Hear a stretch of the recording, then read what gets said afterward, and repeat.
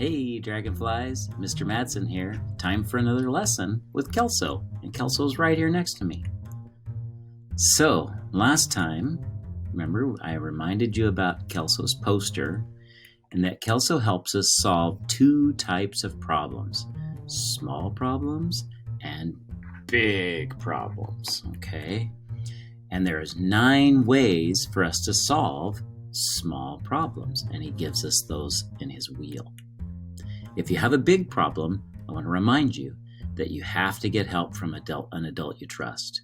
Big problems are big, and you always need help. Even adults who face big problems have to get other adults to help them. That's the way big problems are. So here's the wheel. What I want you to do is repeat after me. Go to another game.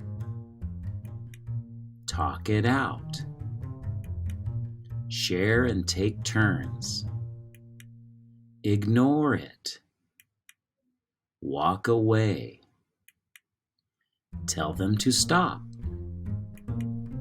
Apologize. Make a deal. And wait and cool off. Those are 9 ways to solve small problems. It's also important to talk about ways to calm down, because when we have problems, remember that part of our brain, the amygdala, gets activated and we have to calm it down. And the best way is usually to do breathing. So remember, there's belly breathing. That's where you sit up, you breathe in through your nose, and you hold for 3 seconds, and then out with your mouth. Okay, so ready? Let's do that. Breathe in and out. And when you breathe in, you're going to fill up your stomach and your lungs with air, okay? Don't just fill your cheeks, because that doesn't help. That doesn't get the air where it needs to be, which is in your lungs. You want to take a big, deep breath through your nose.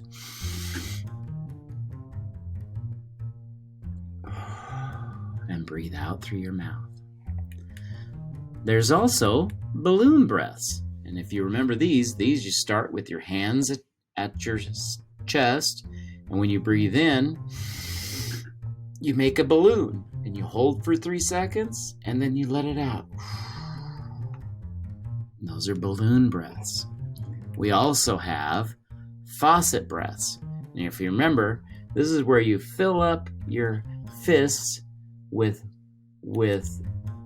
air. So you breathe in and make a fist, hold for 3, and then you let the water out. That's faucet breaths. Another one that I showed you was hot cocoa, okay? And hot cocoa, you pretend that you've got that cup of hot cocoa. I'll use my coffee mug. And it's too hot to drink, so you smell the cocoa, hold for 3 seconds, and then gently blow on it to cool the cocoa down. That's hot cocoa breathing. Another thing that you can do in addition to breathing is sometimes just drawing or coloring, and that helps get those feelings out as well. Doing deep breathing and drawing and coloring, great ways to calm ourselves down. So remember, small problems make us feel frustrated and angry, or sad, or embarrassed, or annoyed. Okay? But big problems are scary. They cause us to worry. They're dangerous. Somebody could get hurt. Or they break the law, like stealing, or they damage property. Big problems are big, and we have to get help with those problems. Small problems make us have feelings, and we need to be able to calm those feelings down so we can think about what solution we want to try. All right, here's a new concept. There are parts of Kelso's wheel that we call the talking Kelso. So one of them is asking people to stop And what's important, and if you watch the video from last time, what's important is that when we ask someone to stop, we use a nice voice. Also, there's talk it out. And talking it out involves an I statement or I message. And it goes like this. When you have to talk it out with someone, you say, it makes me feel, label the feeling, when you, what they're doing, and then would you please stop? That's the statement that you would do to ask someone to stop an annoying behavior. And we saw a video about that too with Andrew when he decided he couldn't ignore what was happening in the library. So he decided to talk it out and ask her to stop. Another talking Kelso point is share and take turns. We have to talk about that in order to do that.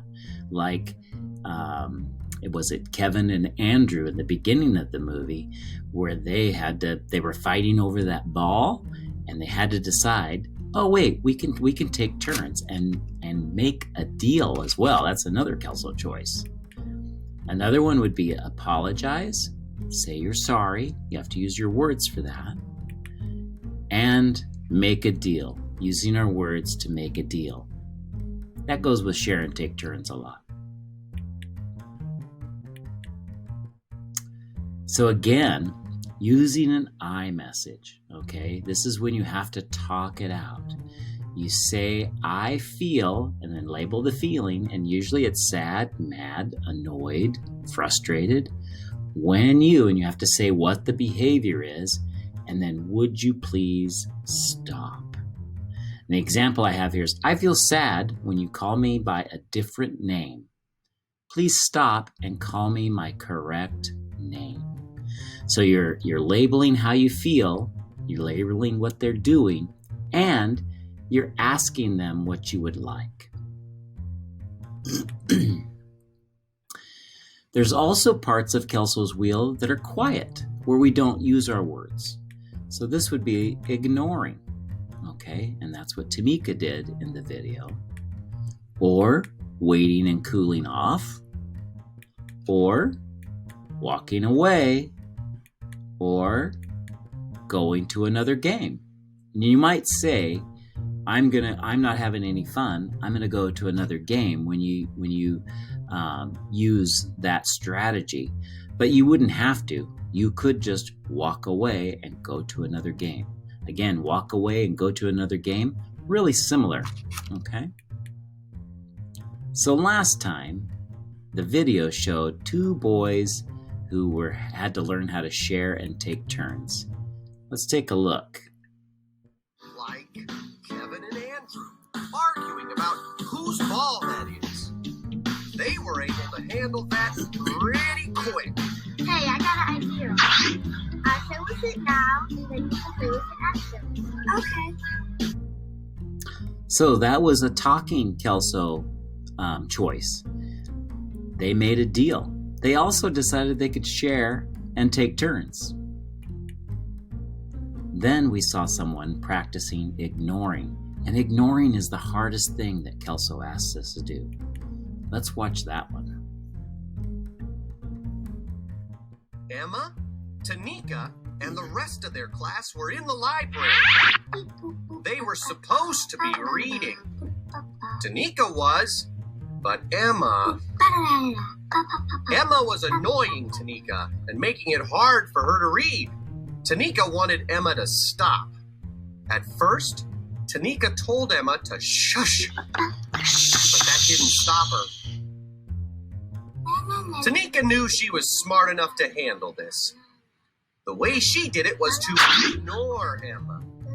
She didn't look at Emma and she tried not to listen. She acted like the boys didn't bother her at all. And pretty soon, Emma stopped. It worked! So ignoring involves two things. One, you can't look at the person, and two, you can't talk to them, no matter what they do or say. It's the hardest thing, but it also works really well. Just like in this video, Tamika was really good focusing on her book and not what Emma was doing. And then Emma realized, I can't bug her anymore. Okay. First, Tamika tried to shush her, but shushing never works. In fact, it tells the other person that's doing the annoying things, do it more, okay? Because they know that they've got you. They've hooked you and they're going to reel you in like you're a big fish, okay? And we want to be able to stop them, and ignoring is the best way to do that. Then we saw Andrew ask Emma to stop. Then Emma sat next to Andrew. And pretty soon she was doing annoying things again, snapping her fingers and tapping the table. Andrew started to get mad, but he knew that he could handle this. What could he do? Well, he could have ignored her like Tamika did, but Andrew decided to try something else. He asked Emma to stop. Would you please stop? I'm trying to read a book. So when Andrew asked Emma to stop, he used a nice voice. Even though he was feeling really mad inside, he was able to control that by doing some breathing, by thinking, I can handle this. And that's what we have to do, is talk ourselves down from reacting and being really angry.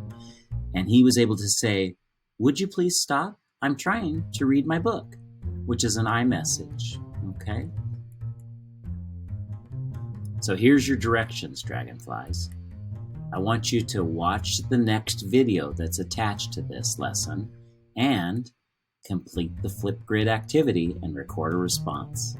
Have a great day.